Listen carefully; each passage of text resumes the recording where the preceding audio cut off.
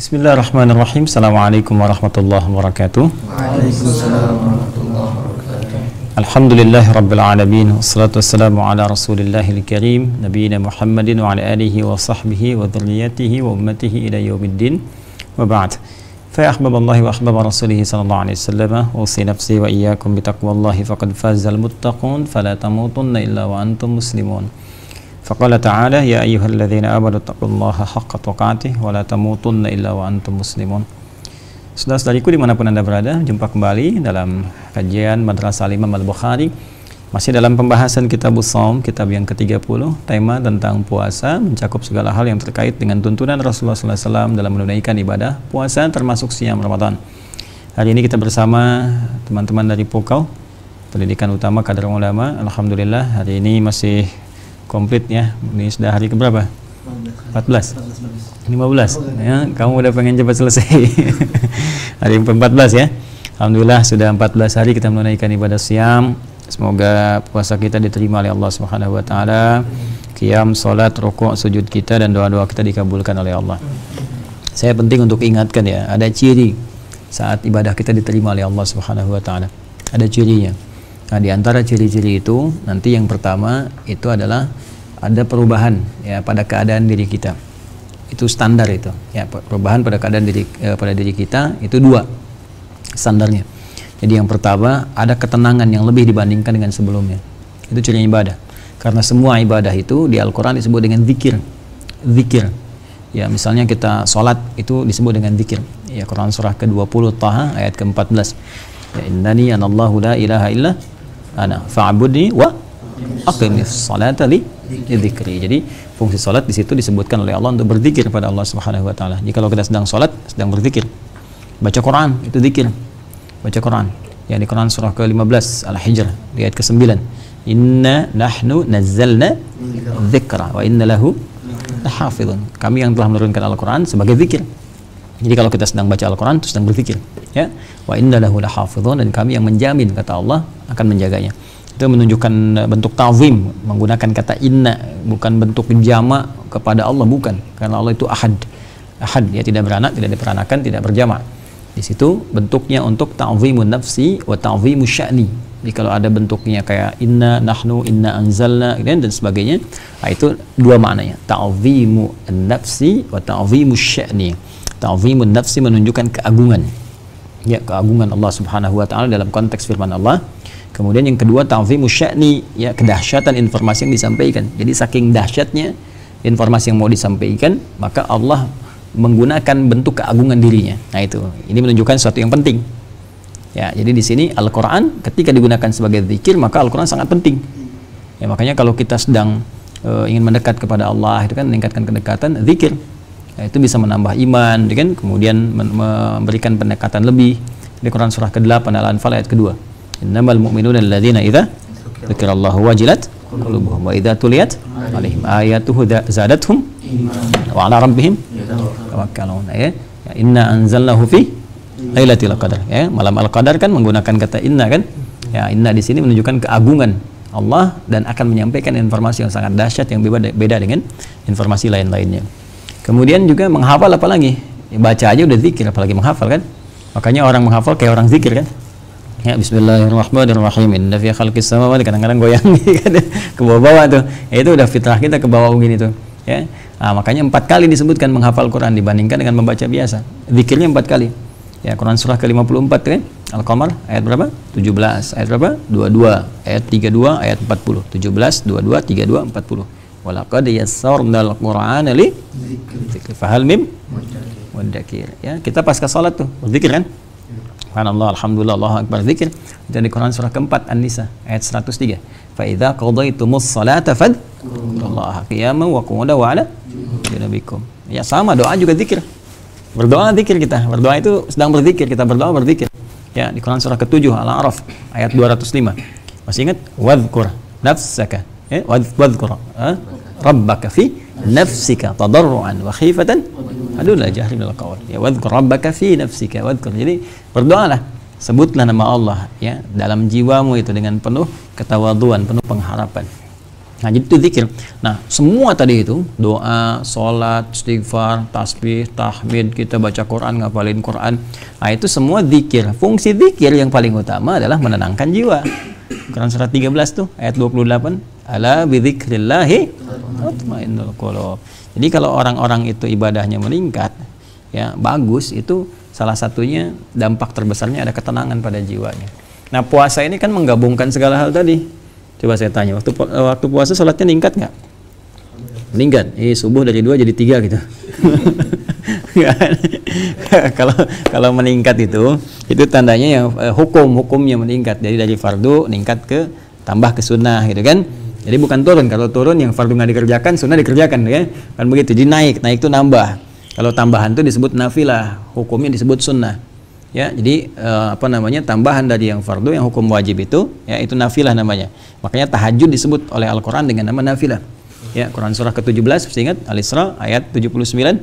Wa minal laili fatahajjad bihi nafilah, ya kan? Nafilah. Itu tambahan. Nafilah itu asalnya buntut dari hewan tuh ya. Kalau ada ekornya itu dari hewan, nah itu kayak sapi itu nafilah. Sesuatu tambahan tapi menyempurnakan. Ya, pernah lihat sapi nggak? Ya, sapi tanpa ekor. Pernah nggak? Saya tanya, sapi tanpa ekor masih bisa jalan nggak? Masih bisa makan? Masih bisa, aktivitas macam-macam. Tapi kayaknya kayak nggak sempurna gitu kan? Ekornya kemana gitu kan? Nah gitu, monyet tanpa ekor bisa beraktivitas nggak? Bisa kan? Tapi ketika ekornya nggak ada gimana? Anda cari ekornya kan? Nah, jadi itu nafilah namanya. Jadi tahajud itu, memang kalau nggak tahajud nggak apa-apa. Ya, nggak apa-apa, mesti dapat yang pokok dan sebagainya. Cuma ada yang nggak kita dapatkan, ada sesuatu gitu kan. Nah, itu nafilah namanya. Nah, di Ramadan kita ini meningkat sholat kita. Sholat meningkat, doa meningkat nggak? Meningkat, ya meningkat. Pasti doa meningkat. Baca Quran meningkat nggak? Meningkat. Orang sekarang aja orang udah banyak hataman kan. Itu jadi zikir meningkat ya. Bayangkan tahajud meningkat, sholatnya meningkat, Quran meningkat. Kemudian juga baca interaksi doa meningkat, semua meningkat. Artinya apa? Kalau puasa kita benar karena ibadah tadi meningkat, artinya tenang itu lebih banyak yang dirasakan pada jiwa. Jadi orang puasa itu harus lebih berubah perilakunya. Lebih tenang, lebih nyaman, kan? Ya, yang kedua menikmati ibadah. Menikmati ibadah, kenikmatan pada ibadah. Jadi kita kayak ngejemput ibadah nih, udah malam, alhamdulillah malam tarawih lagi. Ya, jadi persepsinya udah beda, bukan malam tarawih, ya tarawih. Aduh, imamnya si Cepi lagi misalkan. udah bacanya Al-Baqarah 1 rakaat ya kan. Nah, itu kan ya misal gitu. Nah, itu ini menunjukkan bahwa ada sesuatu yang kurang hadir dalam jiwanya. Jadi ada kenikmatan. Itu yang disebut halawatul iman namanya. Ketika perasaan kita menyenangi hukum-hukum Allah Subhanahu wa taala, menyenangi apa yang Allah tetapkan. Nah, itu coba dicek sampai hari ke-14. Ya, udah lebih tenang belum, kan? Kemudian ibadahnya udah terasa enak belum, baca Qurannya dan sebagainya. Itu dicek. Insya Allah kalau itu bagus, nanti yang lainnya akan nyusul. Kayak perubahan pada diri, meninggalkan yang jelek-jelek gitu kan. Ya, terus ya berubah lebih baik lah. Insya Allah ya. Nah, dalam rangka itu kita belajar petunjuk dari Rasulullah SAW. Kita masih di kitab ke-30, Kitabus Shaum. Sekarang masuk bab ke berapa? 9, alhamdulillah. Bab ke-9, nomor hadis 1904. Ya, 1904. Berarti kalau di bab kitab ini sendiri sudah 14 hadis ya. Dengan ini kita bahas dari awal sampai akhir Al-Bukhari sampai di sini sudah 1904. Bismillah, siapa baca? Ihsan. Ihsan, bismillah. Babun hal Bismillahirrahmanirrahim. Bismillahirrahmanirrahim. Nah, apa dalilnya baca bismillah? Kullu amrin dzibalin la yubda'u fihi bismillahirrahmanirrahim fa huwa abtar. Setiap perbuatan baik yang tidak kita kemudian awali dengan nama Allah, membacakan bismillahirrahmanirrahim fa huwa abtar. Makna abtar aqta', maka terputus nilai pahalanya. Ya, jadi kita dapat bacaan, dapat ilmu, cuma keberkahannya kurang. Maka bismillah itu penting dihadirkan. Kalau tahu kita doanya langsung baca doanya. Ya, saya bangun tidur ada doanya kan? Yang ada doanya. Pekerjaan kita baknya di situ ada 14 makna. Di antaranya lil ghayah, menunjukkan sesuatu untuk tujuan kepada siapa? Allah. Bisa ilsaq, nanti bisa musahabah, bisa ghayah. Ya kan? Di antaranya. Bismillah maksudnya aqsudu bihadzal amal lillah. Saya memaksudkan, ya meniatkan pekerjaan ini karena Allah. Ayo, ya Allah bismillah. Bismillahirrahmanirrahim. Babun hal yaqulu inni shaimun idza syutima. Ini tanda tanya ya. Baik. Babun hal yaqulu inni shaimun idza syutima, kan? Baik, babun. Nah, ini tuh, coba lihat. Kalau kalian perhatikan, dan teman-teman dimanapun Anda berada, kalau kita simak, masih ingat setiap hari kita membahas ini, selalu ada variasi. Coba lihat, setiap bab pindah-pindah itu, yang satu babu, yang kedua babun, gitu kan? Apa bedanya babu dengan babun? Ya, bedanya harokat. Yang pertama u, kedua un. Baik, jadi kalau u, babu, apa itu penyandaran namanya ya, disandarkan. Ini ma'rifat bisa ma'rifat semua karena nanti ada sifat. Ya kan? Ada badal juga di dalamnya. Cuma di sini kita ingin katakan bahwa ini variasinya, uslub gaya bahasanya bagus sekali supaya nggak bosan. Ya, kita menggunakan pertama penyandaran. Penyandaran itu idhofat namanya ya. Idhofat, sesuatu yang disandarkan untuk menunjukkan kekuatan pada apa yang dimiliki atau pembahasan yang terkait. Ya, jadi kalau saya katakan ini kitab buku. Ya, ini kitab siapa nih? Ya, kitabnya Joni misalnya kan. Ini kitab kan banyak tuh. Ya, ini punya siapa, ini punya siapa, ini punya siapa. Nah, maka ada yang berkata, ada kitabi, punya saya gitu kan. Ada kitabu Ihsan, punyanya Ihsan. Jadi ketika kitabnya sudah dilekatkan dengan nama, ini punyanya Ihsan, maka ini lekat dengan Ihsan, nggak bisa sembarangan orang pakai. Kalau masih umum bisa pakai. Ke masjid banyak Quran, semua orang bisa ngambil. Tapi ketika dikatakan misalnya ada Quran fulan, punyanya si fulan, ya kan, maka nggak bisa sembarangan orang pakai kan. Nah, sama seperti itu. Jadi kalau ada pembahasan terkait bab tertentu dilekatkan dengan menggunakan idhofat, artinya bab ini, pembahasan ini nggak akan lepas, nggak akan jauh dari tema yang sedang dibahas. Jelas ya? Nah, kadang-kadang menggunakan bentuk un, ya kan? Anin un kesananya badal atau kemudian menjadi naat, itu kan sifat dari pembahasan, ya, atau bisa jadi hal, keterangan. Jadi nggak akan jauh juga dari apa yang sedang dibahas. Seperti ini menggunakan tanwin ya, bab ke-9. Ini kan khabar dari mubtada mahdhuf, hadza babun, ya kan? Ini adalah satu pembahasan. Apa pembahasannya? Enggak jauh dari apa yang sedang kita akan uraikan. Apa itu? Nah, ini hal yaqulu inni shaimun idza syutima. Kan apakah seseorang itu mesti berkata, ya, saya sedang puasa ya, ketika dia dicela. Nah, ini kalau ada provokasi, gitu kan? Ada sesuatu apa yang kira-kira memaksa kita atau mengajak kita.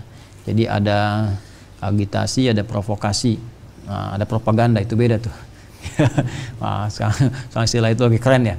Agitasi udah bareng-bareng ngajak gitu ya. Tapi kalau provokasi udah mulai provok, ngajaknya udah ngeluarin sesuatu membuat kita terbakar. Nah, kalau propaganda udah ngarahkan pikiran.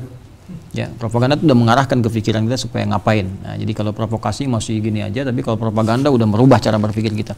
Harus gimana? Ya, nanti kita akan lihat ada di sini. Lalu kalian harus belajar istilah-istilah itu beda-beda karena sekarang zaman media. Ya, kalau kalian baca istilah media itu nanti suatu saat belajar itu, ya, cara memahami media. Saya dulu belajar di Timur Tengah dan di I'lam pelajarannya tentang jurnalistik, ya. Jurnalistik itu nanti penting sekali. Sekarang kayak gini. Misalnya kenapa terorisme dikaitkan dengan Islam, ya kan? Terus selalu Islam radikal, Islam misalnya ada liberal, ya kan? Islam apa lagi kalian tahu? Islam ekstrim, Islam macam-macam. Kok kenapa Islamnya gitu? Padahal Islam itu kan ajarannya. Ya, Islam itu bingkainya. Yang ekstrim itu kan orang. Ya, ketika orang salah mempelajari jadi ekstrim. Padahal banyak orang Islam yang lain yang enggak kan? Berarti yang salah bukan Islamnya kan? Orangnya kan? Nah, ada persepsi yang ingin dibangun bahwa nih Islamnya salah. Jadi ketika orang menilai Islam ya agama yang salah gitu, ya. Atau dia ingin mengacaukan ajaran-ajaran dalam Islam sehingga mengkotak-kotakan Islam yang sebetulnya hanya satu, ya kan? Nanti dibikin nih kalau menjadi Islam moderat kayak gini, ini kayak gini. Padahal dari dulu Islam satu, ya kan?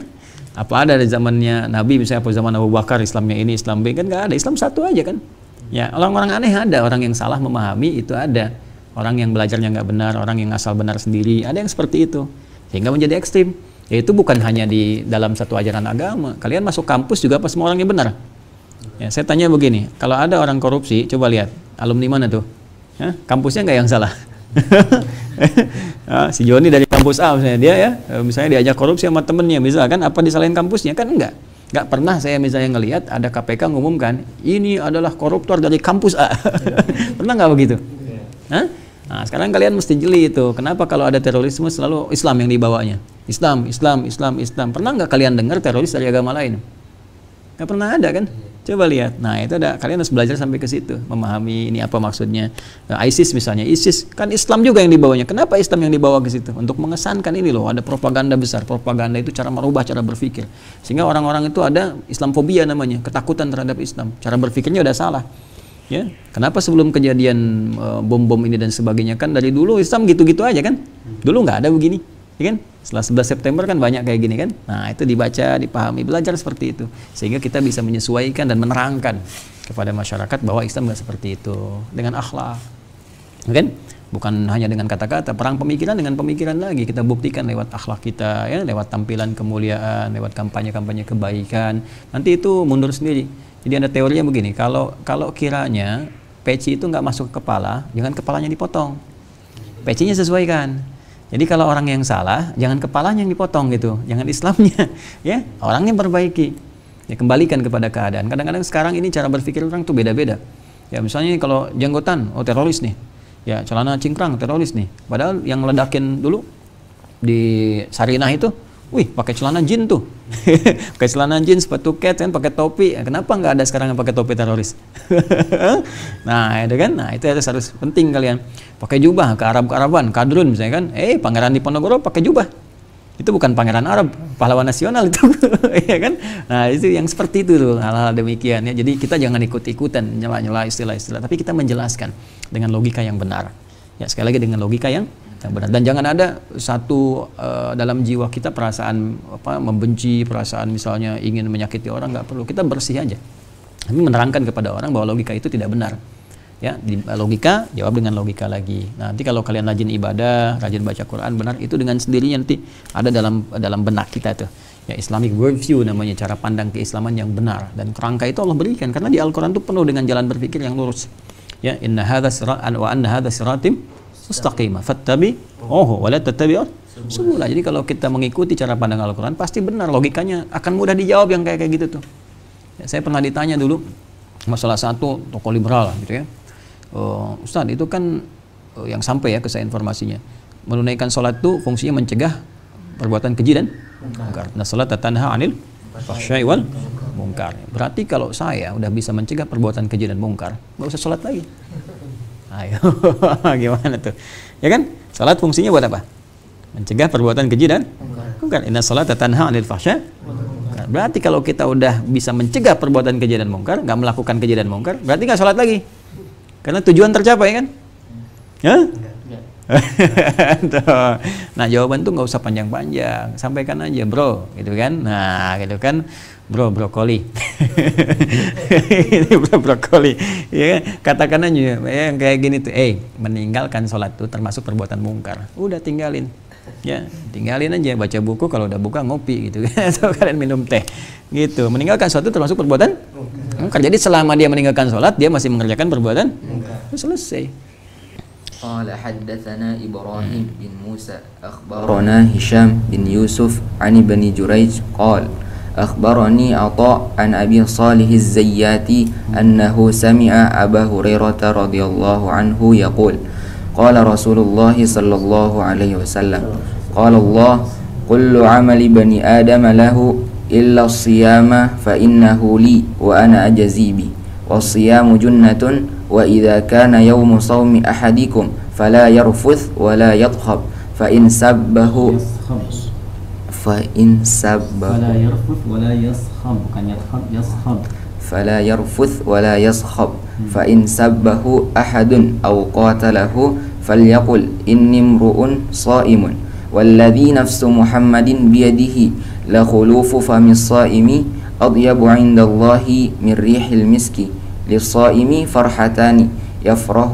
yafrahuhuma idza aftara fariha wa idza laqiya rabbahu fariha bi shaumihi wa akhrajahu Muslim nomor hadis 1151.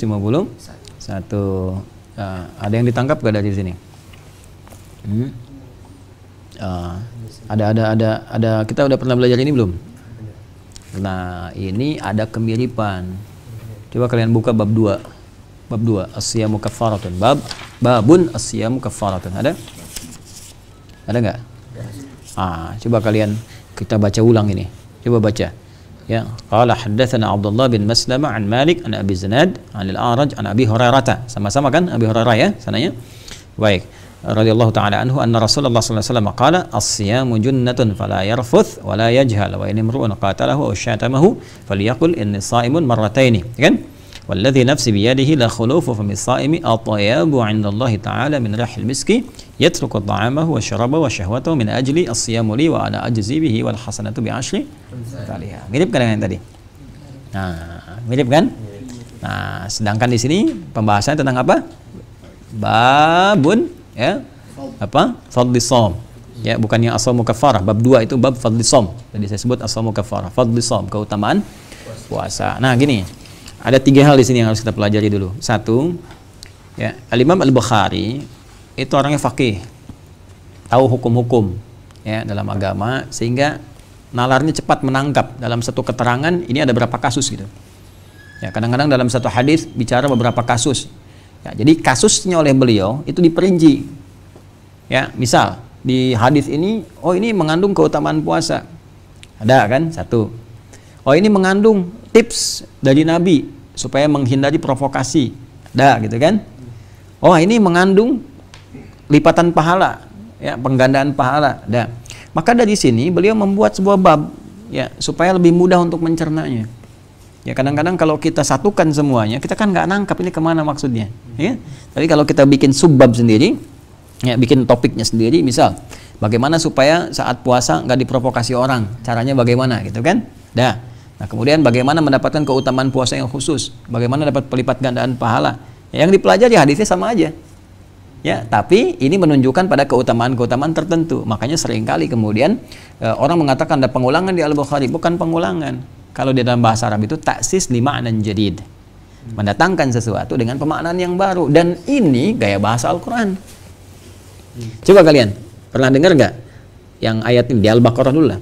Ya bani Israil adhkuru ni'mati allati an'amtu alaikum wa anni faddaltukum 'alal 'alamin. Disebutkan berapa kali? 2 kali. Satu ayat berapa? 47. Yang kedua? 122. Kan sama tuh. Diulang nggak? Bukan pengulangan, nggak ada pengulangan. Kalau diulang belum jelas. Dan Maha Suci Allah menyampaikan sesuatu yang nggak jelas. Jangan salah, di ilmu tafsir nggak ada pengulangan Al-Quran. Nggak ada pengulangan dalam Al-Quran. Laisa bitikrarin wa innama ta'sis li ma'nan jadid. Ya, jadi kelihatan kalimatnya kayak sama, padahal maknanya beda. Jadi bukan pengulangan di situ, ada penekanan. Ya, kayak saya katakan begini di bahasa Indonesia misalnya. Ya. Saya melihat ular itu bisa mengeluarkan bisa yang sangat berbahaya. Bisa satu dengan kedua sama nggak? Saya melihat ular itu bisa mengeluarkan bisa. Tuh, pepeo. Anda mengulang kata bisa, ya kan nggak? Bukan begitu. Itu ada makna yang berbeda antara satu dengan kedua. Dan di Al-Quran dahsyat. Coba, fabi ayyi ala'i rabbikuma tukadziban. Berapa banyak tuh disebutkan? Ya kan? Itu satu kedua beda semua maknanya. Jangan dikira terjemahan sama kalian artikan sama lantas jadi bosan membacanya. Tidak, satu kedua tuh lain. Bahkan kalau kita baca Qurannya benar, itu rasanya tuh enak. Ada irama yang beda gitu dalam diri kita ketika membaca itu. Satu kedua, fabi ayyala pertama dengan kedua, ketiga, keempat lain. Ya. Nah, jadi ini yang dimaksud taksis di ma'nan jadid. Nah, Imam Al-Bukhari meneladani itu. Ya, maka beliau kemudian tempatkan, tapi di sini cerdasnya dan kuatnya hafalan Imam Al-Bukhari, beliau tempatkan kemudian hadis-hadis berikutnya dengan riwayat yang berbeda kadang-kadang. Ya, sekarang kita lihat ya. Riwayat rawinya ya, kan kita ambil rawinya dulu. Ya, sekarang kita lihat nih. Tadi kan ujung rawinya yang mendapat hadis dari Nabi kan Abu Hurairah kan? Nah, sekarang yang ke-9 dulu, coba lihat tadi bab 9. Babun hal yaqulu inni shaimun, ya kan? Idza syutima. Coba lihat, kita urutkan ke belakang ya. Teman-teman bisa mengikuti aja ya. Nanti kalau di Mira, insya Allah nanti dibagikan. Ini akan di-scan. Kemudian teman-teman belajar lebih detail lagi. Ini kita menggali sejenak saja ya. Bismillah. Ini kan di sini Abu Hurairah nih, menerima dari Nabi sallallahu alaihi wasallam kan? Coba urut ke belakang. Abu Hurairah menerima dari siapa? Abi Saleh Zayyad kan? Beliau menerima dari siapa? Atta, kan? Kemudian Atta menerima dari siapa? Ibnu Jurayj. Ibnu Jurayj menerima dari siapa? Yusuf. Hisham bin Yusuf. Hisham bin Yusuf menerima dari siapa? Ibrahim bin Musa. Baru ke Al-Bukhari kan? Sekarang kalian bandingkan. Dari rawi paling akhir aja dulu. Abu Hurairah. Ini kan di sini Abi Salih Az-Ziyad kan? Sekarang ambil ke bab 2. Nomor hadis 1894. Abu Hurairah juga kan? Baik, sebelum Abu Hurairah siapa? A'raj. Sama nggak? Beda kan? Ya. Sebelum A'raj siapa? Abi Zinad. Sebelum Abi Zinad siapa? Malik. Sebelum Malik siapa? Abdullah bin Maslamah. Udah beda rawinya. Semua rawi sampai ke Abu Hurairah. Ini kan? Nah, ini menunjukkan bagaimana hafalan beliau itu luar biasa. Jadi semua hadis terkait itu tuh siapa aja dapat dari siapa diurutkan sanadnya satu-satu. Kan? Sampai bisa menyambungkan. Ini rawinya bukan yang ini, rawinya yang lain. Ini rawinya pada matan yang ini. Ini matan yang ini, rawinya si ini, ya. Waktu ke Irak itu kan begitu. Waktu beliau diuji kan sama 10 syekh, masing-masing syekh menyampaikan 10 hadis, diacak semua sanadnya, diacak matannya. Dibalikin lagi. Ya, kalau kita mungkin acak-acakan balikin ya kan, udah acak diacak-acak lagi gitu kan. Kayak main Lego diputar-putar nggak nyambung-nyambung kan. Nah, tapi ini tidak diurutkan awal sampai akhir dan ini sempurna. Ya. Dan nanti kita akan temukan ternyata nanti di bab yang ke-9 itu asal hadisnya, originalnya dari situ yang hadis qudsinya. Hadis qudsinya. Kemudian ketika didengar kemudian oleh rawinya Abdullah bin Maslamah sampai ke Abu Hurairah yang selanjutnya ke A'raj itu, yang bab yang kedua, hadis nomor 1894 itu. Nah, itu kan disampaikan lagi oleh Nabi, boleh jadi kan terima disampaikan lewat kesempatan yang lain kan? Nah, orang lain lagi yang hadir atau Abu Hurairah sama juga disampaikan lagi kemudian dengan bahasanya, dengan pemaknaannya. Bisa jadi yang aslinya itu yang bab yang ke-9. Ya kan? Kemudian ditanya lagi ketika A'raj nanya, ya kan? Ya, maka disampaikan dengan bahasanya karena hadis boleh diriwayatkan dengan makna. Itu beda dengan Al-Qur'an. Kalau Al-Qur'an harus lafaz dan maknanya. Ketika qala Allah Ta'ala, Al-Qur'an harus sama. Ya kan? Makanya apa namanya? Dari zaman Nabi sampai ke sekarang enggak ada yang berubah. Alif lam mim, alam tara, sama-sama alam bacaannya beda. Ya kan? Nah, jadi sama-sama alam bacaannya bisa beda. Karena itu saya ingin tekankan bahwa teman-teman sekalian, penting bagi kita untuk mengamati hal-hal demikian tuh. Tapi kalau hadis bisa beda, lafaznya, maknanya sama. Jelas ya? Maknanya sama. Jadi kalau saya mau nyampaikan lagi, boleh dengan bahasa saya, bahkan dengan bahasa Indonesia misalnya, yang penting maknanya dipahami. Tapi jangan keluar dari riwayat ini. Jelas ya? Ya bisa jadi misalnya beda nomor, beda ini, beda itu, tapi intinya sama gitu ke situ. Itu boleh kalau hadis. Jelas ya? Tapi kalau kita mengambil bahasanya ke Nabi lebih bagus karena di situ ada fasohah. Ya, di balaghah itu ada fasohah, ada kefasihan bahasa. Kefasihan itu menunjuk nanti makna-makna yang banyak di ilmu ma'ani. Ya, di ilmu ma'ani. Nanti satu waktu belajar insyaallah. Harus belajar kalian ilmu alat, terus belajar. Ya, nahwu belajar dengan sempurna itu kan, saraf belajar lagi sampai ke 12 tasrifnya, turunannya, maknanya. Kemudian ada balaghah ya, ma'ani, bayan, badi'. Kalian belajar ilmu arud nanti. Orang cukup sampai balaghah, arud mesti tahu kalian 16 bahar.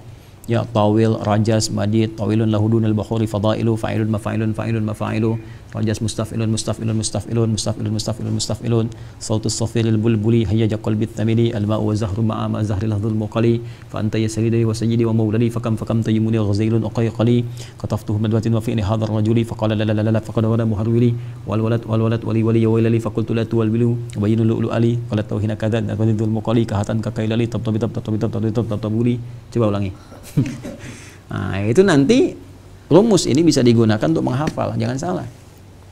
Ya, nazam itu bisa digunakan untuk hafalan. Makanya alfiyah itu dari rumus rajas yang tadi, mustafilun, rajas muzdawaj namanya. Mustafilun. Ini kalamuna lafdhun mufidun kastaqim wasmun wa fi'lun thumma harfunil kalim wahiduhu kalimatun wal qawlu wa kalimatun biha kalamun qad ya ambil jarni wat tanwini wan nida wa al wa musnadin lismi tamyizun hasal bita fa'alti atat wa ya if'ali wa nunik balanna fi'lun anjali nah, gitu cara belajarnya. Nanti itu bisa kita bikin ya, nanti dari nazam tadi kita bahkan bisa mengingat suasana, menerangkan apa. Makanya orang Arab itu menuangkan sejarah mereka lewat syair.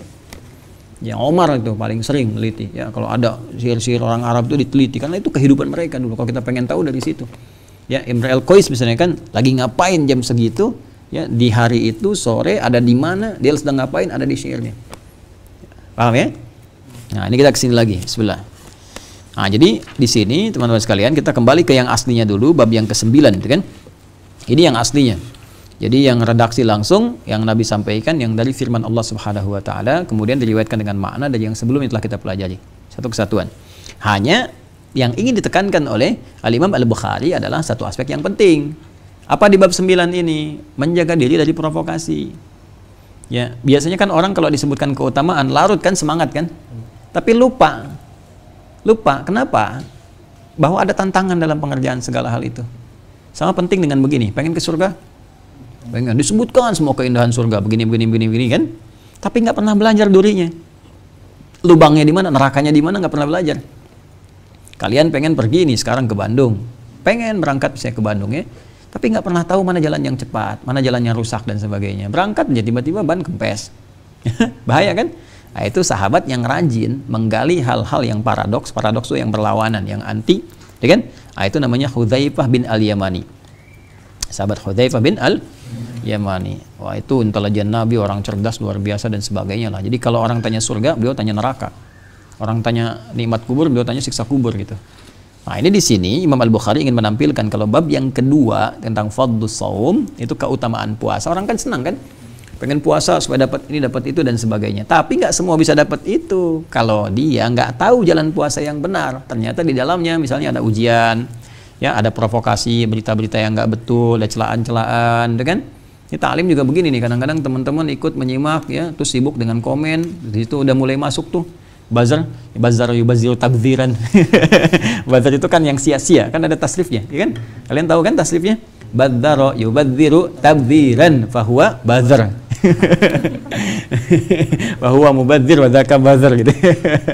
Jadi bazar itu perbuatan yang sia-sia tasrifnya, ya. Teman-teman hafalin ya. Kalau ada bazar, yaitu perbuatan sia-sia. Ya, badzara yubadziru tabdziran fahuwa mubadzir wa dzaka bazar. Sesuatu yang sia-sia. Dan yang sia-sia itu kesenangan setan. Makanya di Quran innal mubadzirina kanu ikhwanasy syayatin. Di surat apa itu?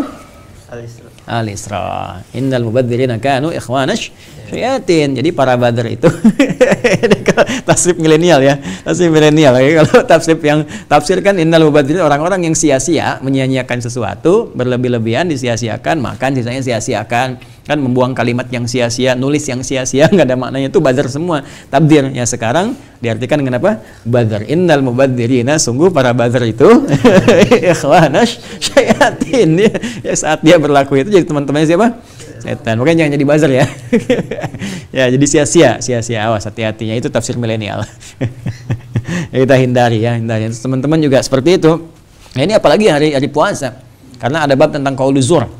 Ya, kata-kata yang dusta, kata-kata yang nggak benar, kata-kata yang nggak penting, ya, dan sebagainya, itu qauluz zur. Nah, yang hadis yang kemarin yang saya bahas, ya, kalian belum ada, bab yang ke-8 tentang bab malam yada qauluz zur, apa namanya, wala amal bihi fi shaum, yaitu bab yang ke-8. Nanti Allah nggak perlu dengan puasanya. Oh, nanti udah jadi ada ini, awas jangan ada potongan video nih. Utuh ya tampilkan gini. Tapi apa sampaikannya dari Ustaz Adi gitu kan, tasrif bazar dalam dalam bahasa Arab. Badzara yubadziru tabdziran fahuwa mubadzir wa dzaka bazar. Baik, innal mubadzirina kanu ikhwanasy syayatin. Sungguh para bazar itu. Baik, bismillah, ya. Qala حدثنا إبراهيم بن موسى أخبرنا هشام بن يوسف عن ابن جريج قال أخبرني عطاء عن أبي صالح الزيات أنه سمع أبا هريرة رضي الله تعالى عنه يقول قال رسول الله صلى الله عليه وسلم. Ini langsung قال الله عز وجل. Ini kalau sudah قال الله عز وجل dalam hadis disebut hadis apa? Qudsi. Dinisbatkan kepada sifat Allah Al-Qudus. Ya, Al-Qudus yang berarti apa?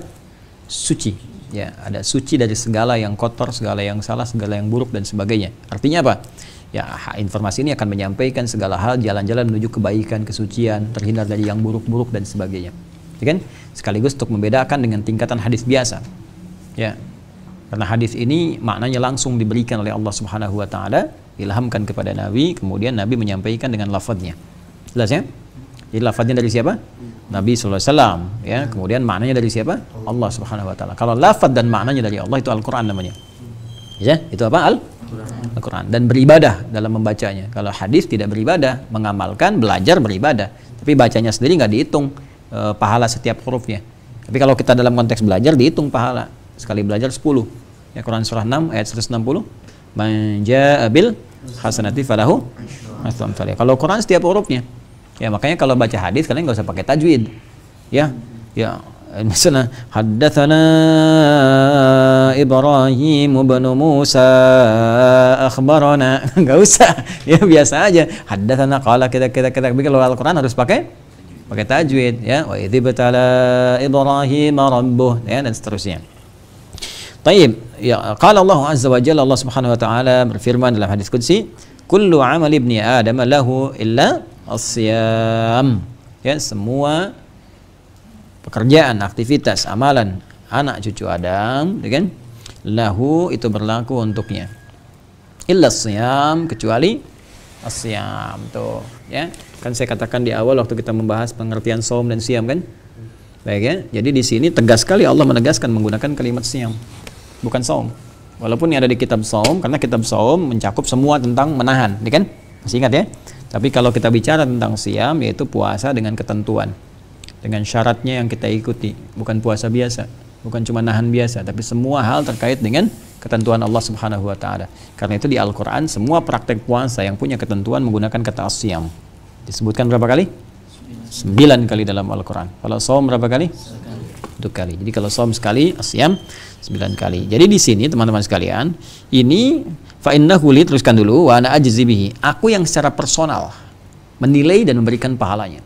Jadi, maka puasa yang ditunaikan untukku itu aku yang menilainya dan memberikan pahalanya. Ya, jadi kalau amalan kita biasanya itu dituliskan malaikat, ya, dituliskan malaikat. Ada malaikat raqib dan malaikat atid, ya. Di surat Qaf, ya siapa yang hafal? Raqibun, baik, ya. Wa ma yalfidhu min qaulin illa ladaihi raqibun atid. Ada raqib, ada atid, itu mencatat amalan. Ya, kalau baik dicatat dengan kebaikan, kalau buruk dicela, dicatat dengan keburukan. Atada itu kan mencela, atid itu mencela. Jadi dia tuliskan tapi nyela. Kenapa sih kamu kerjain? Ya kalau bisa hapus itu kan dengan minta bertobat. Makanya kalau kita berbuat salah, hati kita itu menentang. Kan di jiwa kita itu ada malaikat membisikin. Ya, di jiwa takwa kita. Di Quran surah 91 ayat 7 sampai 10. Masih ingat? Wa nafsi wa ma fa'alhamaha takwa. Jadi di jiwa takwa itu malaikat bisikin. Di jiwa fujur, nama lainnya nafsu, itu setan bisikin. Makanya takwa dengan nafsu itu berlawanan. Kalau kita pengen meningkatkan takwa harus bisa nahan nafsu. Makanya nafsu itu ditahan lewat puasa supaya takwa meningkat. La'allakum tattaqun. Nah, takwa itu disebutkan setidaknya 115 kali dalam Al-Qur'an dengan derivasinya. Nafsu 115 kali. Yang bisikin takwa itu malaikat. Malaikat disebutkan 88 kali dalam Al-Qur'an. Yang bisikin nafsu setan. Setan disebutkan 88 kali. Sama persis. Jadi makanya ketika kita membuat sebuah hal yang baik, itu didorong kan di hati kita. Ya Allahu Akbar, adzan cepat, adzan siap-siap. Pernah begitu? Nah, itu malaikat. Nah, begitu kemudian selesai adzan, setan bicara, baru adzan, belum qomat, ya kan? Tapi begitu kita sedikit tertinggal, ya kan? Atau kita mau mengabaikan, kan ada celaan di jiwa kita kan? Nanti aja sholatnya. Kan hati kita berkata, jangan begitu. Ya, jangan ditinggalkan. Nah, itu malaikat mencela. Kalau kita sengaja tidak sholat, dituliskan, tapi ada bersalah dalam diri kita, itu kita menyalahkan diri sendiri, itu lawamah itu. Ya, ada di surat Al-Qiyamah, la uqsimu biyaumil wa la uqsimu bin nafsin. Nanti di hari kiamat mulai kita mencela diri kita sendiri. Kenapa saya dulu begitu, kan? Nah, di dunia itu ditampakkan lewat malaikat tadi, malaikat atid menulis nih kejelekannya, cuman membisikkan ke kita, kenapa kamu kerjakan itu, kan? Dicela, itu jelek gitu. Perbaiki. Makanya di hati kita sering kita setelah berbuat salah itu kan ada begitu ya. Nah, pengen kita perbaiki lagi. Kalau perbaiki dihapus lagi sama malaikat. Itu amalan biasa. Tapi puasa siam yang mengikuti ketentuan Allah, bukan puasa biasa. Jadi bukan sekedar tahan lapar, tahan haus, itu kan? Kemudian dari subuh nunggu buka, baru sahur udah tanya jam berapa buka, baru buka tanya jam berapa sahur gitu kan. Jadi puasanya seperti itu, ya. Nah, ini puasa-puasa yang hanya sekedar tahan lapar, tahan haus saja, bukan yang begitu. Nah, kalau puasa yang begitu ya itu terabaikan. Ya, apalagi puasa sambil diisi dengan maksiat. Ya, itu itu yang tidak tepat ya. Tapi kalau kita kembali kepada ketentuan Allah, di sini menyebutkan kata asyam. Bahkan di ayatnya juga begitu, ya ayyuhalladzina amanu kutiba alaikumus syiyam. Jadi puasanya, kalau kita puasanya ingin dinilai oleh Allah, Allah melihat. Kalau Allah melihat itu sudah. Artinya Allah udah pasti melihat semua amalan hambanya, tapi memperhatikan dalam konteks ini, ya. Kalau kita ingin diperhatikan oleh Allah, dapat perhatian dari Allah, ikuti ketentuannya. Kalau sudah dapat perhatian, doa dikabulkan, dosa diampuni dan sebagainya. Makanya itu kebesaran-kebesaran yang kita bisa dapatkan dari Allah Subhanahu wa taala, ya. Maka di sini ada kesan kepada kita menyampaikan bahwa kalau puasa kita ingin dinilai oleh Allah, ya kan? Ingat ya, ini ilmu belum tentu dapat nih. Ya, pemaknaan seperti ini. Karena terjemahan biasa hanya mengatakan ya semua pekerjaan, semua amal anak Adam itu untuk dia gitu kan. Illa siyam, kecuali puasa, karena puasa itu untukku, ini kan terjemahan selalu begitu kan. Dan aku yang memberikan balasannya. Lebih dalam daripada itu sebetulnya adalah puasa itu Allah yang nilai. Li di sini puasa itu Allah yang nilai, kita niatkan karena Allah dengan kata asyam. Asyam di sini mengikuti ketentuan Allah. Ya kan? Sebab begini, kalau orang puasa itu kan antara dirinya dengan Allah. Ya, antara dirinya dengan Allah. Dia bisa aja masuk kamar, bisa makan, kenapa dia nggak lakukan? Coba. Minimal kan awalnya takut batal puasa kan? Ya kan? Tapi lebih daripada itu, orang yang benar puasanya takut Allah melihat kok. Jelas ya? Karena itu disebut asyamuli. Tapi lebih pemaknaan daripada itu, Allah yang menilai. Jadi untuk khusus puasa, kalau benar ditunaikan, Allah memberikan penilaian. Dan orang itu, orang yang puasa, saya, Anda, kita merasakan, semua kita kerjakan karena Allah. Nah kalau sudah begitu puasanya, wa ana ajzi bihi, dan Allah akan memberikan langsung pahalanya berdasar ukuran keikhlasannya. Itu. Jadi kalau sudah Allah yang memberikan, rahasia ini. Ya, Allah bisa perintahkan malaikat. Tiba-tiba Ihsan puasa, catat, yang harusnya 10, 1000, kan? Afaf 1000, ya. Ustaz Taufik 10.000, ya kan? Kita nggak bisa protes. Kok ya Allah Ustaz Taufik 10.000, itu kan Ustaz Taufik koordinator, nggak bisa, nggak bisa, kita nggak tahu kan. Fasilitator kan dapat juga ya. Hadisnya apa? Hah? Masih ingat nggak? Hadisnya apa? Ayo, hah? Man sanna fil islami sunnatan hasanatan falahu ajruha mithla ajriha ilaiha min ghairi an yanqusa min ajriha syai', atau man dalla ala khairin falahu ajru mithla ajri fa'ilihi min ghairi an yanqusa min ajrihi syai'. Jadi fasilitator kebaikan itu dapat bagian dari yang mengerjakan. Kan? Tapi kan kalian gak akan tahu yang lain-lain. Tapi ternyata kita berusaha infak, misalnya sehari 100.000 ya, dapat pahala alhamdulillah 1.000 kali lipat. Ternyata si Joni misalnya 1.000.000 kali lipat, padahal cuma 1.000. Ya, wah ternyata 1.000 itu dia dihasilkan dengan keringat dia. Dia nyari dulu. Nah sekarang nih ada peserta karantina. Saya tadi terima laporan pagi-pagi, Masya Allah kalian harus betul-betul nih berlomba dalam kebaikan ya. Ini hari ke-berapa? 14 kan? Dia 18 juz. Hari ke-14, 18 dulu juga ada peserta kita. 14 hari sudah 30 juz. Ada dulu ya waktu kita masa-masa offline di luar pandemi. Tapi yang ini istimewanya, ini karantina virtual, dia sambil jualan. Dagang, dia jualan gini. Tapi dia konsisten, waktu menghafal dia menghafal. Setoran dia setoran, itu dapat 18 juz. Allah kasih 18 juz dalam 14 hari. Nah, itu luar biasa gitu ya. Nah, kita mesti belajar pada orang-orang seperti itu. Kita nggak tahu gitu ya. Kadang-kadang dengan keringat sendiri terus dapat cuma 2.000, 1.000 nya dipakai infak. Ya, nanti ada kisah di antara putra Harun ar-Rasyid. Kalian belajarlah dari orang-orang soleh. Kita itu punya lengkap semua, bukan fiksi. Ya, Anda mau cari apapun di Islam lengkap semua. Tokoh-tokoh dulu inspirasi banyak, yang ilmuwan, yang ahli ini, ahli militer. Wah hebat-hebat lah semuanya, yang di militer, diplomat, birokrat, wah semua ada contohnya, yang dahsyat-dahsyat itu. Jadi kita nggak ngarang-ngarang, nggak ada di Islam Batman misalnya kan, apalagi siapa temennya Robin, musuhnya nanti ada siapa Joker, siapa lagi sih, ya atau misalnya Satya Baja Hitam, Ex-Robo, Ex-Bio, Kota Rominami, Tendangan Maut, ya apa Belalang Tempur gitu. Saya hafal, tahu saya, ya tapi saya nggak terlalu inilah nonton yang kayak gitu kan, cuman saya tahu ya karena dalam dunia kita mengajar kan mesti ada tahu ya. Siapa lagi misalnya Songgoku, Songgohan, ya siapa lagi? Saya tahu yang nulisnya itu Susuke Watanabe. Kalian belum tentu tahu tuh. Yang mau tanya Manchester City menang, saya tahu tuh ya. 1-0 lawan Tottenham Hotspur. Nah, saya tahu gitu. Liga Super Eropa dibatalin ya saya tahu. Kalian belum tentu tahu tuh.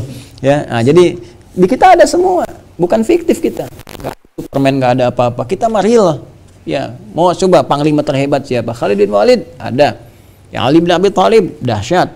Siapa lagi misalnya? Abu Ubaidah bin Al-Jarrah ada. Di semua bukan fiksi, ada semua. Nah, Barat itu karena nggak punya yang begitu, makanya ngarang-ngarang gitu. Yang nggak harus kita ikutin. Yang nggak harus kita ikutin ya. Kalian pulang dari sini beli baju Batman nih ngapain? Nggak ada kerjaan.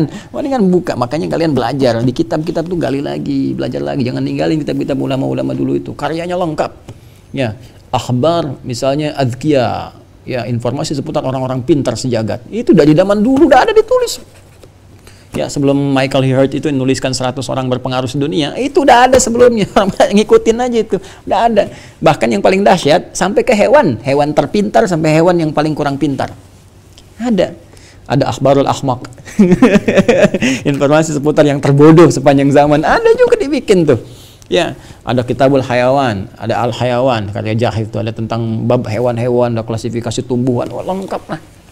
Gitu, cuman jarang ngaji aja. Begitu ngelihat Arab nih baru dibacain sedikit, padahal kita bicara tentang kitab hewan, bacain amin, amin. Enggak ada hubungannya.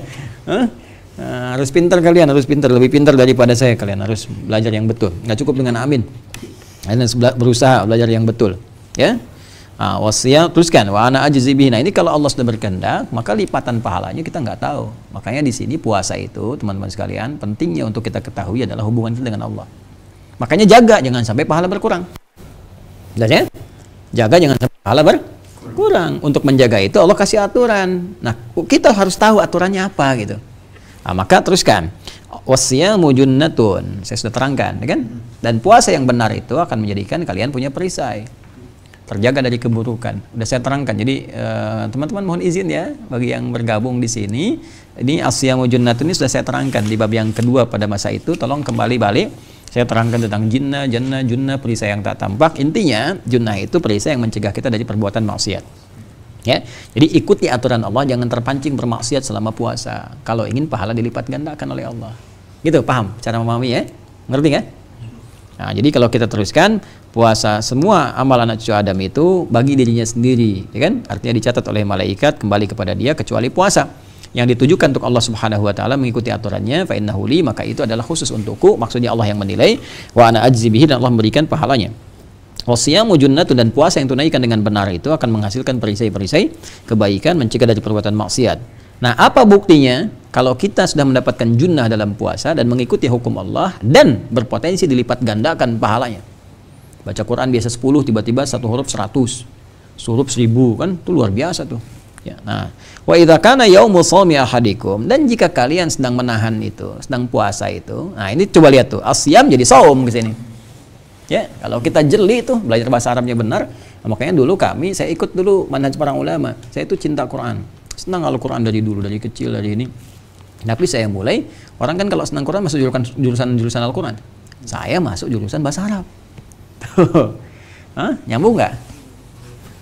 Nyambung nggak? Orang awam bilang nggak nyambung. Makanya orang-orang awam bilang, apa nih urusan bahasa Arab, bicara masalah ini, bahasa itu. Nah, itulah dia. Karena awam, ya awam itu kan nggak harus dimarahi. Awam itu dijelaskan. Kalau masih nggak jelas, ya nggak usah jelasin lagi. Ya nggak apa-apa gitu kan, tawakal pada Allah, jelaskan dengan hati yang lembut, dengan hati yang baik. Ya. Nah, para Imam Syafi'i dulu, wah bahasa Arab itu terus didalami dan sebagainya. Untuk apa? Untuk memahami bahasa Quran. Sekarang gimana mau nafsirkan Quran kalau nggak ngerti bahasanya? Gimana mau paham hadis kalau nggak paham bahasanya? Bahasa itu dasar. Dasar pokok bahasa itu. Kalian nggak ngerti bahasa, nggak bisa melengkapi informasi. Ya. Ya, jadi nggak bisa kita mempelajari Al-Quran dengan bahasa Tarsan. Ya, bahasa Tarsan, nanti makin kencang suaranya, nggak paham maksudnya gitu kan. Ya, makanya orang ceramah ada yang kencang suaranya tapi nggak dipahami maksudnya. Jelas ya. Nah, itu yang kayak gitu tuh.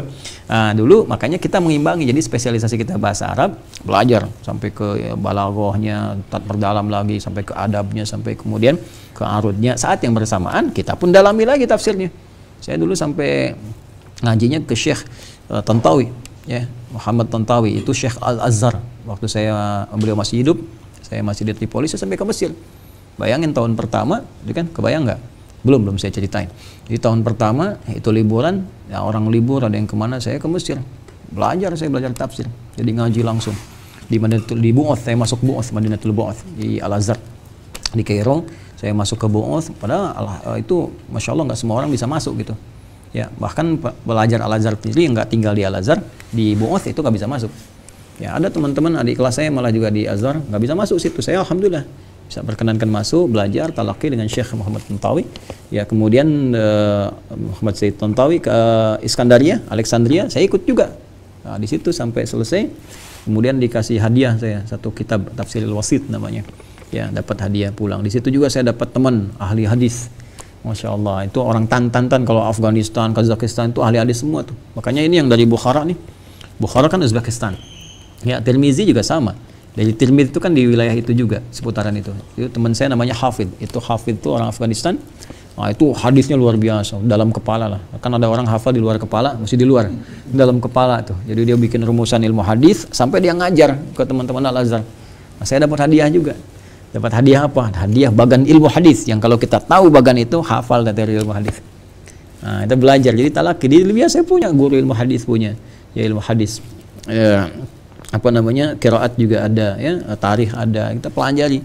Tapi ada bagian-bagian tertentu secara formal kan kita ikut jurusan supaya paham. Tapi yang lain-lain kita kaji dengan talaqi.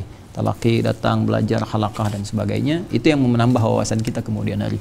Ya, saya nanti kalian bisa ikuti lah ya. Dari 2 aliyah itu sudah belajar kurikulum di Madinah. Ya, di Madinah Jamiah Islamiyah itu sudah belajar. Ya, ikut daurah tadribiyah dulu masih Syekh Afifi. Ya, Syekh Afifi, kemudian ada siapa lagi itu Dr. Sultan dan sebagainya itu rombongan itu. Ya, Dr. Faiz yang ngajar tafsir, Syekh Afifi ngajar akhlak, Dr. Sultan ngajar dakwah dulu. Kita pelajari buku-bukunya dan sebagainya. Dan kuliah kita lihat kurikulum di Al-Azhar. Saya suka begitu. Jadi setiap mau datang kemana kita pelajari kurikulumnya. Kalian begitu. Mau ke kampus mana, apa pelajaran apa. Baca dulu semua pelajari sehingga ke sana bisa memperdalam. Ya, seperti itu caranya gitu. Nah, di sini kenapa yang pertama siam, kemudian selanjutnya saum. Ya, wa idza kana yaumu shaumi ahadikum. Dan jika kalian pada saat puasa itu, pada saat hari kalian menunaikan puasa itu mulai menahan. Nah, mulai menahan itu segala harus ditahan. Ya, yang sesuai aturan. Kalau siam kan tadi terkait dengan hukum syariatnya, dengan ketentuannya, aturan-aturannya. Saum menekankan penahanannya. Jelas ya? Makanya saum kan secara bahasa imsak bimakna am, menahan dalam pengertian umum. Ya kan? Makanya ketika masuk kepada menunaikan aturan itu kembali ke kata saum untuk menunjukkan menahannya, imsaknya. Ya, tahan nih sesuai aturan dalam siam. Baik ya? Itu caranya memahaminya. Maka kenapa kembali ke kata saum untuk menekankan makna menahannya. Kalau orang sudah punya perisai-perisai dari puasa itu, dia akan banyak menahan pada saat dia puasa itu. Apa yang dia tahan? Ya, ini fala yarfuth, berkata-kata yang kotor, gitu kan? Yang tidak pantas, yang jelek, gitu kan? Yang sia-sia. Tadi tabdzir, badzar yubadziru tabdziran fahuwa mubadir wadzaka bazar. Balik lagi deh ke situ. Ya, yarfuth, kata-kata kotor, hoax, jorok. Rafath itu lebih kepada yang jorok. Ya, walaupun semua yang kotor itu masuk kategori rafath. Kalau bohong itu zur. Ya, nanti ada qaulaz zur, syahadatuz zur, gitu kan? Kalau rafath lebih kepada sesuatu yang kotor. Ya, kalau makanya kotoran hewan disebut farth. Fa-ra-tha. Ya. Apa di surat An-Nahl, Ihsan? Coba saya kasih clue-nya. Ada susu yang berada di tengah-tengah antara kotoran dan darah, tapi tidak bercampur. Susu yang bersih, murni. Innalakum. Terus nusqikum. Terus baini farthi wadamin labanan khalisan sayaghan lis syaribin. Tuh. Tahu enggak? Farth kan? Fa ra dengan ta kan? Fa ra dengan ta. Kotoran kan? Kotoran hewan disebut farthun. Ya, kotoran kata-kata manusia disebut rafathun. Tuh, pertukaran huruf di situ. Kalau kalian ngaji bahasa nanti, ya taklib, nanti ada kitab gini, Al-Khasa'is namanya, karangan Ibnu Jini. Bukan Jinni, tapi Jini. Kalau Jinni, anak jin. Ibnu Jini. Jini.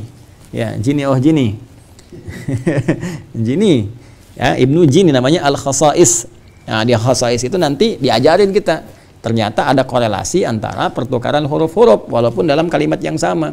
Misal tadi rafatha, sesuatu yang kotor kan, kata-kata kotor. Kita pindahin ro-nya ke tengah, fa-nya ke depanin. Ra, fa, tha, fa-nya ke depanin. Faratha, kotoran hewan, sama-sama kotor. Jadi segala yang kotor itu bolak-balik dari kata itu, fa, ra, sa, ra, fa, tha, kotor semua ketemunya. Ya, itu nanti taklib, ya, ditaklib dalam fikih lughah babnya, bukan di qalbul makanin yang sorof. Ya, kalau qalbul makanin sorof, perubahan-perubahan tempat di situ ya. Ya, berubah misalnya kan ini kemana. Tapi kalau di sini di fikih lughah nanti proses perubahan ini menunjukkan pada kesamaan inti makna. Jelas ya? Nah, jadi nanti kita belajar lah yang kayak gitu, insya Allah nanti kitabnya kita tunjukin. Ini bukan ilmu tak-atik ya, makanya kalian jangan banyak main TikTok, nggak boleh. Masuk PKU, masuk PUKAU, nggak boleh belajar yang kayak gituan. Ya, nanti kalian ilmunya otak-atik langsung ketok gitu kan. Ya, pokoknya belajar yang betul. Nah, ini rafath, fala yarfuth, jangan berkata-kata yang kotor. Wala yashab, sama dengan yajhal. Jangan berbuat yang tak pantas, yang bodoh, yang nggak ada maknanya gitu kan. Nah, fa in sabahu ahadun aw qatalahu, jika seorang mencela. Nah, ini dia kalau diprovokasi, dicela ya. Kemudian ahadun, kalau seseorang mencela kalian, Jadi ada syatama, ada sabba. Ya, ada syatama, syatam, celaan. Ada sabba. Apa bedanya? Bedanya yang satu syatama, yang satu sabba. Hah? Lebih dalam, ya, lebih dalam. Jadi kalau syatama itu celaannya lebih kepada hal-hal yang sifatnya fisikal. Ya, nampak gitu. Tapi keji juga, dasar kamu ini gitu kan, apa namanya, dinosaurus, brontosaurus, T-Rex ini, nah itu syatama namanya. Ya, paham ya? Baik, sudah. Jadi kalau ada yang bahasa apa Ragunan, nah itu syatama namanya, syatam. Tahu Ragunan nggak? Kamu orang Wajo, tahu? Ragunan di mana? Bukan di Bogor, ya. Kalau di Bogor Taman Safari, ya. Kalau Ragunan di Pasar Minggu, ya. Ragunan kamu apalin nih, ya, main-main ke Jakarta. Ragunan di Pasar Minggu, tulis itu ya. Tukang cukur Pasar Senen, ya kan? Angkot Pasar Bo. Itu asalnya dari bahasa Arab juga. Di Arab ada Suk Sulata, dulu saya di Libya ada Suk Sulata, Pasar Selasa, Suk Jumat, Pasar Jumat, bazar kayak gitu. Udah, sini dulu. Ya, nah ini kalau sab itu luas, lebih luas maknanya dan lebih dalam, termasuk cacian-cacian tentang misalnya keyakinan, ya, kepercayaan. Makanya ada ayat, masih ingat nggak? Jangan mencela Allah. Jangan mencela orang yang beda keyakinan, khawatirnya dia mencela Allah kemudian. Siapa yang bisa bacakan ayatnya? La tasubbul ladzina yad'una min dunillah, kemudian fayasubbullaha adwan min ghairi ilm. Menggunakan sabba kan? Iya, karena masuk kepada sesuatu yang diyakini. Jadi bukan sesuatu fisikal yang ada fisiknya. Ya. Jadi itu lebih umum sifatnya. Nah, mungkin saat puasa ada yang mencela kita tuh. Provokasi gitu. Saya adalah nabi yang ke-27 misalnya kan. Wah, puasa kalian tuh puasanya lalim, puasanya kalian begini, ya. Misalnya apa, taruhlah misalnya siapa gitu ya, Cep Ujang misalnya kan udah apa bicara saya nabi kesekian, puasa kalian gini-gini. Nah, itu kan udah masuk sabba namanya. Nah, kalau nabi katakan, nah ini hadis qudsi, pasti kejadian. Pasti terjadi. Jadi kalau ada yang kayak gitu nggak usah aneh. Benar rupanya gitu kan. Nah, itu 15 abad yang lalu udah ada. Jadi itu telat lahir tuh. Ada yang begitu, itu telat. Jadi kalau ada yang kayak gitu, ente telat gitu. Kasih tahu, kita nggak usah mencela lagi. Namanya puasa kan menahan. Jangan terprovokasi, tahan aja. Ya nanti juga malu sendiri, gitu kan? Ya, yang kayak jangan difasilitasi di media sekarang karena nggak ngaji hadis medianya, nggak ngaji, nggak belajar. Makanya buat difasilitasi, bikin wawancara, biarin aja, tar hilang sendiri. Ya hilang sendiri. Cuma nanti hal yang terkait sara dan sebagainya bergerak ya keamanan, Kamtibmas, ya keamanan tertiban masyarakat. Ini orang bikin nggak tertib nih, udah ambil aja, tangkap dan sebagainya, selesai. Gak usah difasilitasin. Apalagi kita puasa, tapi di sini membuktikan kebenaran hadis. Hadisnya benar apanya? Dan pasti benar ya. Hadisnya sahih. Ya, Allah berfirman di hadis qudsi, nyampaikan nanti saat kalian puasa mungkin ada yang provokasi. Di hadis lain kan syatamahu. Ya kan? Coba buka yang bab kedua itu tadi. Coba kalian cek nih. Wa ini mru'un qatalahu aw syatamahu. Ya, mungkin berselisih, mencela kalian. Dasar hidung kamu kayak kucing idiot, gini, keluar kata-kata yang nggak pantas misalnya kan. Nah, itu kan pribadi. Tapi ada juga yang menyoal keyakinan kita, menyoal kepercayaan, menyoal puasa, menyoal apa. Itu sabba. Yang pertama apa? Syatama. Jelas ya? Nah, maka kalau kita puasanya benar, tahan. Lebih dahsyat lagi doakan. Kalau doakan dia itu kan begini, jangan dibalas. Dan dibalas itu nggak tepat situ. Ya? Baik. Jelas ya? Nggak usah diteruskan, nanti kalau lama-lama diteruskan kita komentari ya nggak ada bedanya nanti ya, kita kasih gambaran aja secara umumnya seperti apa. Fa in sabbahu ahadun aw qatalahu, atau provokasi untuk berperang, berselisih, ribut dan sebagainya, falyaqul inni mar'un shaimun, katakan saya orang sedang puasa. Ya, jadi sebenarnya kayak gitu kalau ada di media sosial apa gituin aja, maaf ya saya lagi puasa. Itu kan gitu ya. Kalau nggak diam kan. Kalau makin panjang lagi, dasar puasa gini, maaf ya, saya lagi puasa. Atau udah panjang, nah, udah diamin aja, diamin.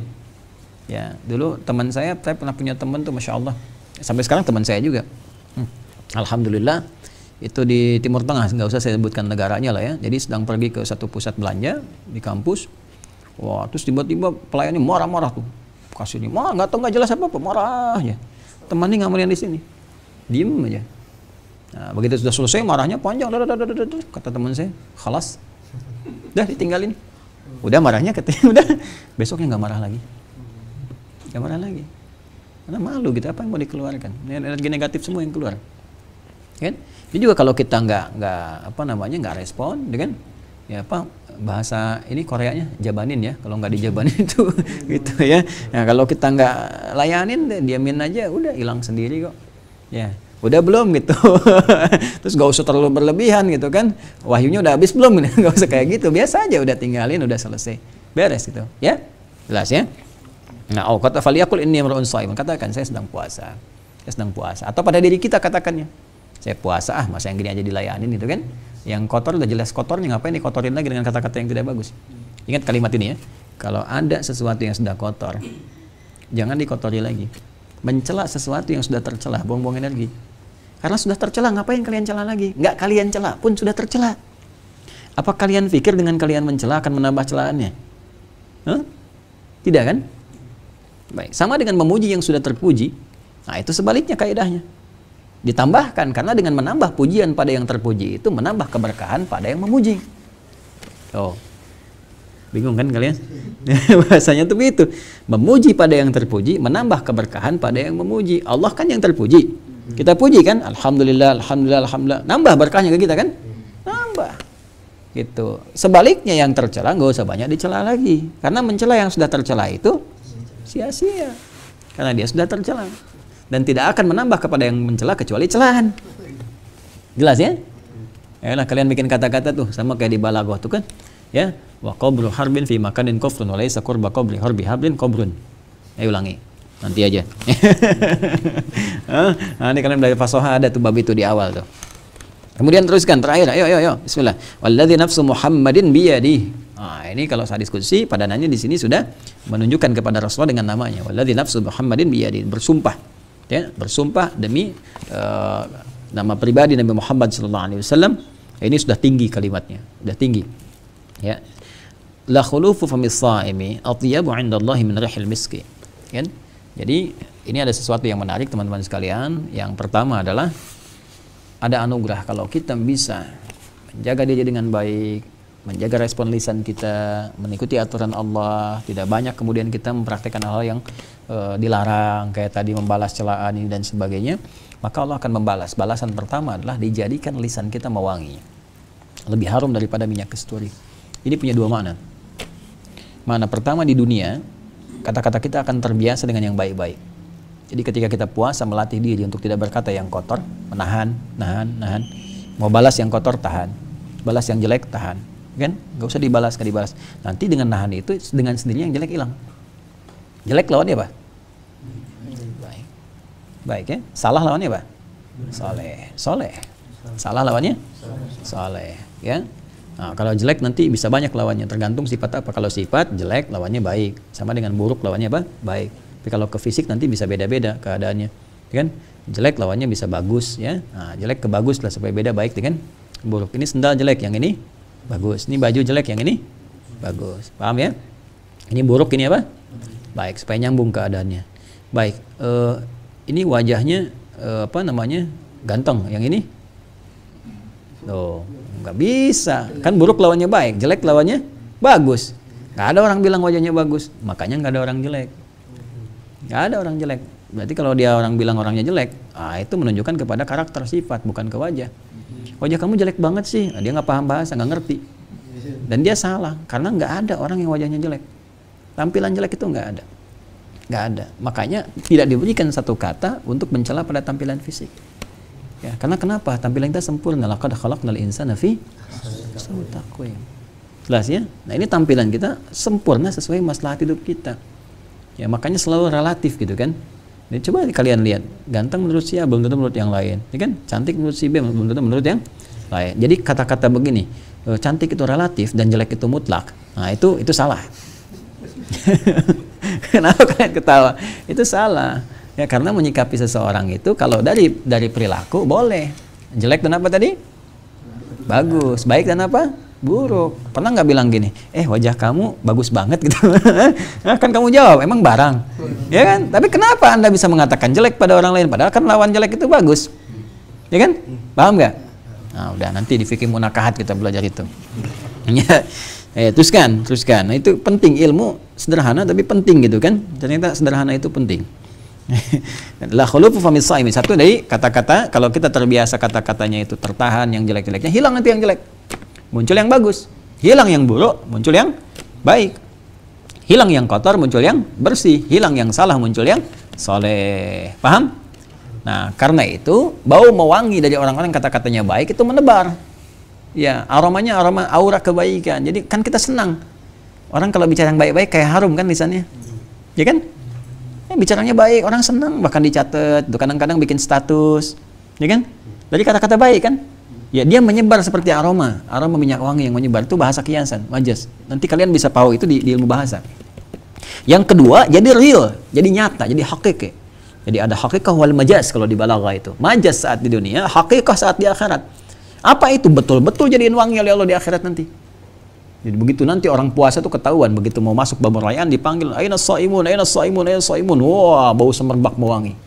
Itu berdiri. Nanti kita lihat di akhirat. Mudah-mudahan kita termasuk di dalamnya insyaallah. Insyaallah.